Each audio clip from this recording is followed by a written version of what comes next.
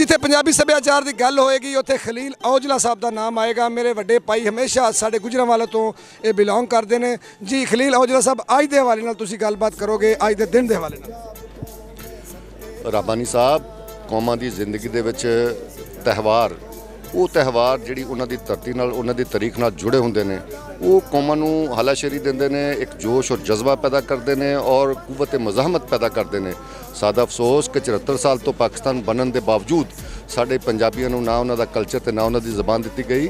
और ये तुहाडे और साढ़े तो सीनियर लोगों की और एक पीढ़ी की एक मुसलसल जदोजहद नतीजे दे विच तुहानूं पंजाबी कल्चर दिहाड़ मिलिया 14 मार्च। और मैनूं बड़ी खुशी है और मैं लोगों को देख रहा, लोगों के चेहरों उत्ते रौनक है।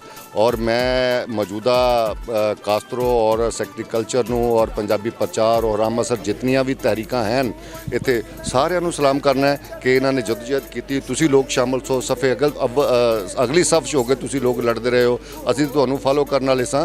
और मैनूं बड़ी खुशी हुई है कि पंजाबियों नूं पंजाबी कल्चर मिल गया है और अज पूरे पंजाब दे विच पग्गां लहरा रही ने और बच्चियां बच्चे स्कूलों के भंगड़े मार रहे हैं और अपनी खुशी का इजहार कर रहे हैं। ये मेरे वास्ते बड़ी बड़ी वड्डी गल है। बहुत शुक्रिया जनाब खलील औजला साहब, तुसी अज दे प्रोग्राम दे और साडा जो मकसद है वो गल लोकां नूं आगाह किया, नवीं नस्ल नूं आगाह किया।